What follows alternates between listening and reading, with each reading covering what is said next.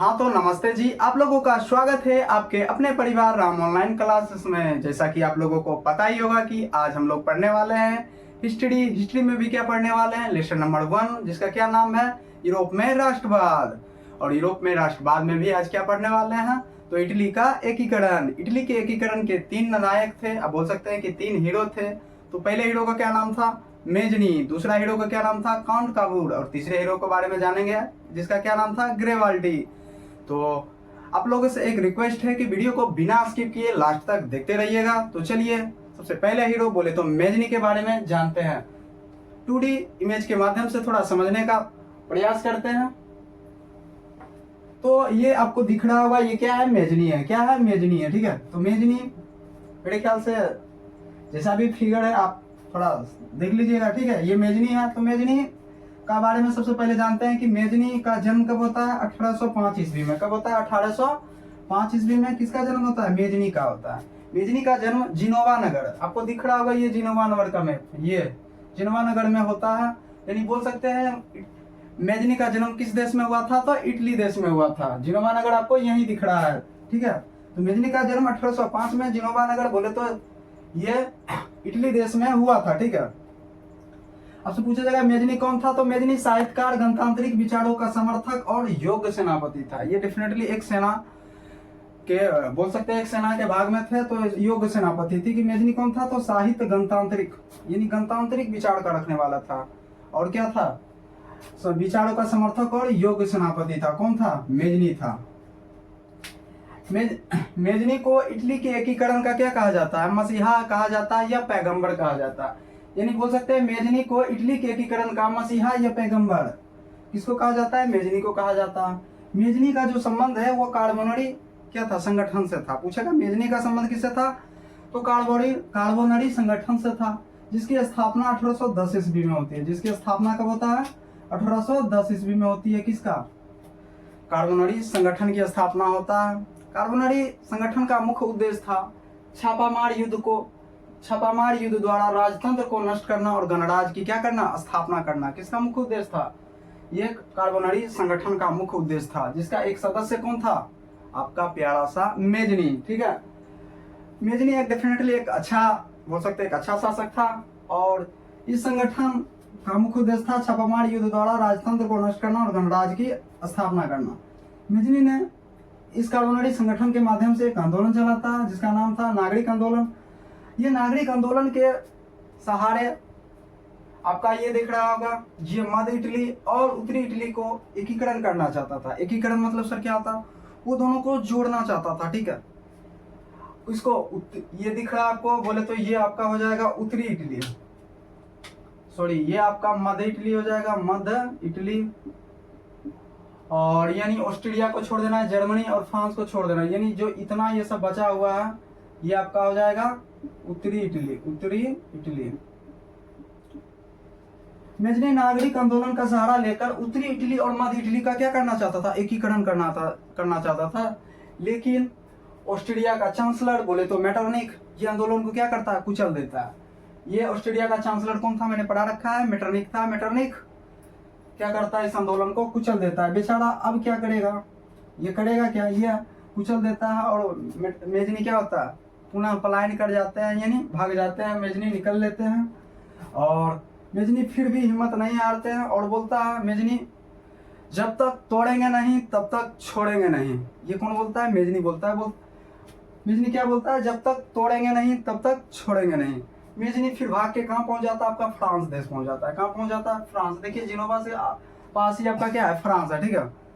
तो ये मेजनी पहुंच जाता है फ्रांस, और वहां पे जाके इसने 2 संस्थान की स्थापना की, 2 संस्था की स्थापना की।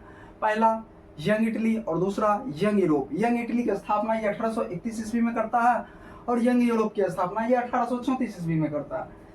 मेजनी का इस संस्था का स्थापना करने का मुख्य उद्देश्य था कि यहाँ सभी को समानता मिले, समान नागरिक को सभी को समान अधिकार मिले। किसका मूल सपना था, तो मेजनी का था। यंग इटली का मतलब ये कि युवाओं का ये चाहता था कि ये जितने भी सत्ता है देश की वो युवाओं के हाथ में होना चाहिए, ताकि जल्दी से क्या हो, इटली का क्या हो जाए, एकीकरण हो जाए। इसका ये सपना था किसका, मेजनी का। मेजनी ने यंग इटली और यंग यूरोप की स्थापना यंग इटली की 1831 में और यंग यूरोप की 1834 ईस्वी में करता है। बेचारा फ्रांस में रहकर इसकी स्थापना करता है, पर कोई बात नहीं। मैं फिर उस कुछ समय बाद ऑस्ट्रेलिया का चांसलर बोले तो मेटरनिख युग का अंत होता है। मेटरनिख युग का अंत आपका 1848 ईस्वी में हो जाता है। कब हो जाता है? 1848 में। फिर मेजनी बेचारा एंट्री मारता है कहाँ? इटली में मारता है। तो मेजनी इटली में क्या मारता है? एंट्री मारता है। फिर से ये दोबारा वापस आता है इटली में।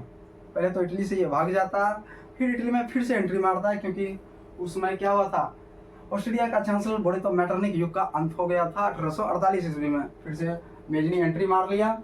उसके बाद मेजनी का सपना था कि संपूर्ण इटली का, यानी पूरे इटली का क्या करना था? एकीकरण करना था और उसको गणराज्य बनाना था। ये मेजनी का सपना था।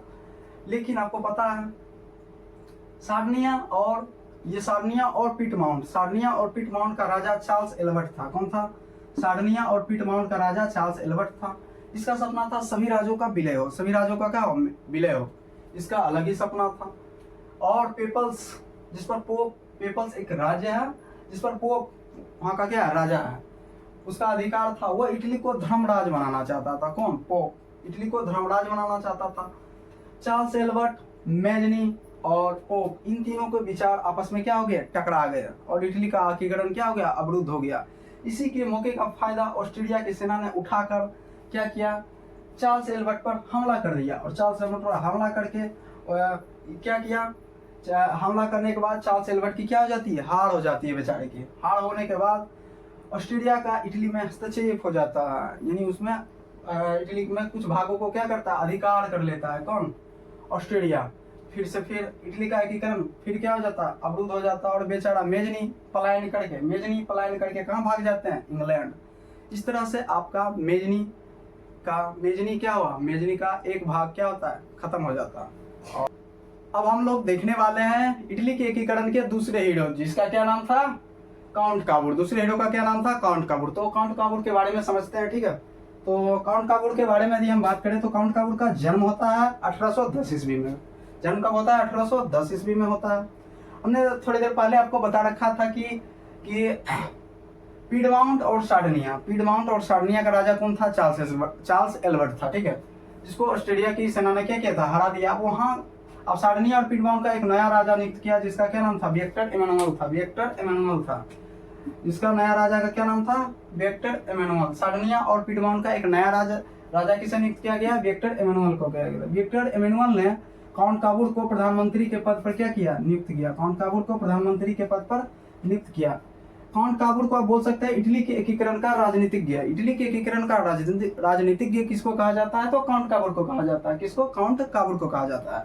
काउंट काबूर को पता था कि इटली के एकीकरण में सबसे बड़ा बाधा कौन था? ये आपको दिख रहा होगा, ऑस्ट्रेलिया था। इटली के एकीकरण में सबसे बड़ा बाधा किसको मानते थे काउंट काबूर? ऑस्ट्रेलिया को मानते थे। और इसी बीच एक युद्ध होता है जिसको बोलते हैं क्रीमिया का युद्ध होता है। ये क्रीमिया का युद्ध 1853-54 में होता है। 1853-54 में होता है। लेकिन काउंट काबूर को पता था कि इटली के एकीकरण में बिना विदेशी हस्तक्षेप के इटली का एकीकरण संभव नहीं है। तो एक युद्ध होता है। इसी बीच क्रीमिया का युद्ध वो 1853-54 में होता है। ये युद्ध, इस युद्ध में भाग लेते हैं फ्रांस, तुर्की, इंग्लैंड अब वर्सेस रूस के बीच क्या होता है? युद्ध होता है। इस युद्ध में रूस की बेचारे की हार हो जाती है, क्योंकि डेफिनेटली आपको पता है जब तीन देश मिलकर एक देश को पे हमला करेगा तो क्या होगा? रूस बेचारा हारेगा ही ना, तो रूस का हो जाता है हार। लेकिन बिन बुलाए मेहमान की तरह काउंट काबूर फ्रांस की मदद करने के लिए निकल पड़ते हैं। कौन से युद्ध में? क्रीमिया के युद्ध में घोषणा कर देते हैं कि मैं इस युद्ध में भाग ले रहा हूँ। कौन? काउंट काबूर। इसको पता था तो ये भाग लेते हैं फ्रांस की तरफ से, ठीक है। ये क्रीमिया का युद्ध आखिरकार पेरिस शांति सम्मेलन बोले तो 1856 में युद्ध क्या हो जाते हैं? खत्म हो जाते हैं। और इसी सम्मेलन में भाग ले लेते हैं। फिर से इसको बुलाया जाता है किसको? काउंट काबूर को। काउंट काबूर एंट्री मार लेते हैं फ्रांस शांति सम्मेलन में। और इसी सम्मेलन में आपका फ्रांस का राजा नेपोलियन III, फ्रांस का इसमें राजा कौन था? नेपोलियन III था। इससे काउंट काबूर क्या कर लेते हैं? संधि कर लेते हैं। भाई एक संधि करते हैं कि हमें इटली का एकीकरण करना है, हमें आपकी मदद चाहिए, हमें ऑस्ट्रेलिया जैसे देश को हराना है। तो एक संधि किया जाता है। इस संधि में ये बोला जाता है कि लोमांडी और वेनेसिया जैसे राज्यों को पर इटली का अधिकार होगा। लोमांडी और वेनेसिया जैसे राज्यों पर इटली का अधिकार होगा। और काउंट कवर ये भी बोलते हैं कि उसके बाद नेपोलियन तृतीय बोलते हैं कि उसने भी एक बोला कि परमा, मॉडर्न और टस्कनी जैसे राज्यों पर भी यदि वो जनमत संग्रह के आधार पर वो आपके राज्य में मिलना चाहते तो मिल सकते हैं, हम इसका विरोध नहीं करेंगे। तो काउंट काबूर बोलते हैं ठीक है। पर काउंट काबूर इसको एक लोभ देते हैं। क्या लोभ देते हैं? देखिए, ये इटली का क्या है, मानचित्र है। तो इटली में ये जो नीस और सेवाएं, ये जो दो छोटे छोटे जो राज्य हैं, वो बोलता है काउंट काबूर कोई बात नहीं है, ये छोटे सा राज्य आपको दोनों को, ये दोनों छोटे राज्य आपको दे देंगे। तो बेचारा नेपोलियन थ्री जो राजा था फ्रांस का उस समय, वो इस लोभ में फंस जाते हैं और ये शर्त को मान लेते हैं। ठीक है, ये शर्त को क्या करते हैं, मान लेते हैं। उसके बाद आपको दिख रहा होगा पीडमाउंट, हाँ सर दिख रहा है, ये ऑस्ट्रेलिया। ये पीडमाउंट ऑस्ट्रेलिया के बीच कुछ समय बाद सीमा संबंधी विवाद हो जाता है। ये विवाद होता है 1859 से लेकर 1860 के ईस्वी के बीच। ठीक है, ये विवाद हो जाता। तो नेपोलियन इस संधि के अनुसार ये अपनी सेना यहाँ पे क्या करती है, उतार देती है और पीडमाउंट का भी सैनिक जाके युद्ध करता है और बेचारे दोनों मिल के इस पे ऑस्ट्रेलिया पे हमला कर देता है और ऑस्ट्रेलिया की सेना की बुरी तरह हार हो जाती है। और इस तरह से लोमांडी जैसे राज्यों पर पीडमाउंट का कब्जा हो जाता है। पीडमाउंट का क्या हो जाता है, कब्जा हो जाता है। और ये राजा या बोल सकते हैं मंदबुद्धि ही बोल सकते हैं, क्योंकि फ्रांस का जितना भी राजा था, कुछ राजा अच्छे भी थे तो कुछ मंदबुद्धि भी थे। ये जो नेपोलियन थ्री आपको दिख रहा है, ये फिर से संधि कर लेता है ऑस्ट्रेलिया से, और जिसके कारण बेचारा ये वेनेसिया जैसे राज्य को जो इटली का में मिलना था, बेचारा को नहीं मिलता। वो आखिरकार ये ऑस्ट्रेलिया पर ही, ऑस्ट्रेलिया इस पर क्या कर लेता, आधिपत्य कर लेता, अधिकार कर लेता। फिर काउंट काबूर फिर सोच रहा था, काउंट काबूर का फिर वहाँ दिमाग था कि मध्य इटली और उत्तरी इटली का एकीकरण पर इसका दिमाग चल रहा था। किसका, काउंट काबूर का। फिर भी ये बेचारा हार नहीं मानता, फिर से क्या बोलता, जब तक तोड़ेंगे नहीं तब तक छोड़ेंगे नहीं। कौन बोलता है, काउंट काबूर बोलता है भाई। पर कोई बात नहीं, फिर काउंट काबूर कुछ नहीं करा। फिर इसका दिमाग यही चल रहा था कि मध्य इटली और उत्तरी इटली का एकीकरण करना था। ठीक है, तो फिर से क्या करता है, फ्रांस के राजा नेपोलियन थ्री को लोभ देता है, भाई सेवाई जैसे राज्य मैं आपको दे दूंगा। ठीक है, जब परमा, मॉडर्न और टस्कनी पर जब जनमत संग्रह कराए जाएंगे तो भाई आप थोड़ा चुप ही रहिएगा। ठीक है, जनमत संग्रह किसको कहता है कि जहाँ जनता जो है ना, जनता आदि जिस राजा को पसंद करेगा, डेफिनेटली वो जिसको ये वोट देगा, डेफिनेटली उसी राजा के अंदर वो राज्य आएंगे। ठीक है, तो जनमत संग्रह कराया गया। तो काउंट काबूर बोला ठीक है, एक प्रस्ताव देते हैं, कौन, नेपोलियन थ्री। ठीक है, कोई बात नहीं, ये काउंट काबूर इसको मान लेते हैं। उसको पता था कि पीडमाउंट की जनता को, इसको पता था कि यहाँ की जनता डेफिनेटली पीडमाउंट का क्या देगा, साथ देगा। तो काउंट काबूर ने कूटनीतिज्ञ चला, कहा कोई बात नहीं, ये सब मान लेते हैं। फिर यहाँ पे जनमत संग्रह कराए जाते हैं परमा, मॉडर्न और टस्कनी पे। ठीक है, तो और इस पे भी कराए जाते हैं पेपर्स पे, लेकिन ये जनमत संग्रह कराए जाते हैं। आखिरकार परमा, मॉडर्न और टस्कनी इटली का एक भाग बन ही जाता है। और अब बोल सकते हैं ये जो रोम है, रोम को छोड़कर बेचारे काउंट काबूर उत्तरी इटली और मध्य इटली का एकीकरण करने में क्या हुआ, सफल हुआ। कौन, काउंट काबूर सफल हुआ। आखिरकार ये इटली के एकीकरण को पूरी तरह से नहीं देख पाया और आखिरकार बेचारे 1862 ईस्वी में इसकी क्या हो जाती है, डेथ हो जाती है, मृत्यु हो जाती है। फिर इसके बाद अगले हीरो को बारे में पढ़ेंगे। ठीक है, आप देखते हैं इटली के तीसरे हीरो बोल देते हो गेरेवाल्टी को। ठीक है, गेरेवाल्टी, अब आते हैं गेरेवाल्टी पर। तो गेरेवाल्टी क्या था, पेशे से क्या था, गेरेवाल्टी पेशे से एक नाविक था। नाविक मतलब समझ सकते हैं जो ना हो, मतलब तो ये पेशे से क्या था, गेरेवाल्टी एक नाविक था। ठीक है, ये आपको दिख रहा है, ये गेरेवाल्टी है। ठीक है, पेशे से क्या था, एक नाविक था। ठीक है, तो गेरेवाल्टी को पता था, गेरेवाल्टी को बोल सकते हैं इटली के एकीकरण का तलवार। इटली के एकीकरण का तलवार किसको कहा जाता है, सर गेरेवाल्टी को कहा जाता है। गेरेवाल्टी इटली के एकीकरण का क्या था, तलवार था। इसको पता था कि इटली के एकीकरण के लिए बिना युद्ध के इटली का एकीकरण संभव नहीं है। अब बोल सकते हैं कि डेफिनेटली ये दक्षिण इटली का क्या था, निवासी था। कौन, गेरेवाल्टी। तो गेरेवाल्टी ने क्या किया, तो गेरेवाल्टी कहता है कि बिना युद्ध के तो संभव है नहीं। तो गेरेवाल्टी क्या करता है, इसने एक लाल कुर्ती का गठन किया। इसने क्या किया? लाल कुर्ती का क्या गठन किया, और किसानों की सहायता और लाल कुर्ती की जो जिसने गठन किया, जो सदस्य थे, उसके सहायता से इसने सिसिली पर आक्रमण कर दिया। सिसिली पे क्या किया? यानी दक्षिण इटली का एक भाग बोल सकते हैं सिसिली, उस पर क्या कर दिया? आक्रमण कर दिया। और सिसिली पर आक्रमण करके वो सिसिली को हरा देता है और सिसिली पर अधिकार कर लेता है। कौन? आपका काउंट का गैरिबाल्डी अधिकार कर लेता है और विक्टर एमैनुअल के नाम से वहां पे ये सत्ता चलाता है। कौन? गैरिबाल्डी विक्टर एमैनुअल के नाम से सत्ता चलाता है। ठीक है, विक्टर एमैनुअल के नाम से सत्ता चलाता, तो डेफिनेटली पता किसको चल जाएगा? विक्टर एमैनुअल को पता चल जाएगा, क्योंकि वो सार्डिनी और पिटमान का क्या था? राजा था। ठीक है, तो ये सत्ता चला रहा है विक्टर एमैनुअल के नाम से। ठीक है, फिर ये डेफिनेटली सिसिली जीत लिया, अब नेपल्स को जीतेगा और उसके बाद ये योजना डेफिनेटली और आगे बढ़ाएगा। तो ये विक्टर एमैनुअल क्या करता है? 1862 ईस्वी में रोम पर युद्ध करने की योजना बनाता है। तो इसका विरोध कौन कर देता है? आपका काउंट काबूर इसका विरोध कर देता है कि भाई आपको रोम पे नहीं आक्रमण करना है, क्योंकि उस समय फ्रांस में क्या हो रहा था? फ्रांस वाले इस पे डेफिनेटली क्या कर देते? आक्रमण कर देते। तो इसने क्या किया? ये रोम पे योजना बना रहा था, तो इसका विरोध कर देता है काउंट काबूर। तो काउंट काबूर रोम के सुरक्षा देने के लिए पीडमाउंट के सैनिक को भेज देता है। कहाँ? रोम पे। तो इसी बीच काउंट काबूर और गैरिबाल्डी की हो जाती है भेंट, दोनों मजे से मिलते हैं। उसके बाद जो योजना थी रोम पर युद्ध अधिकार करने का, वो योजना को त्याग देते हैं। कौन? काउंट काबूर त्याग देते हैं और उसको पता है। तो फिर इसकी मुलाकात फिर क्या होता है? यानी सार्डिनिया पिटमान के राजा विक्टर एमैनुअल से मिलते हैं। तो वो गैरिबाल्डी क्या करता है? बिना किसी संधि को जितने भी दक्षिण इटली के जितने भी भाग को जीते थे, उसको विक्टर एमैनुअल को कहता भाई ले जाओ ले लो, दे दिया विक्टर एमैनुअल को। ठीक है, उसके बाद तो फिर विक्टर एमैनुअल भी बेचारा करते क्या है? उसको एक प्रस्ताव देता है कि भाई आपने जितने भी दक्षिण इटली के भाग को जीते हो ना, उसको प्रस्ताव देता है कि आइए आप यहाँ का राजा बन जाइए।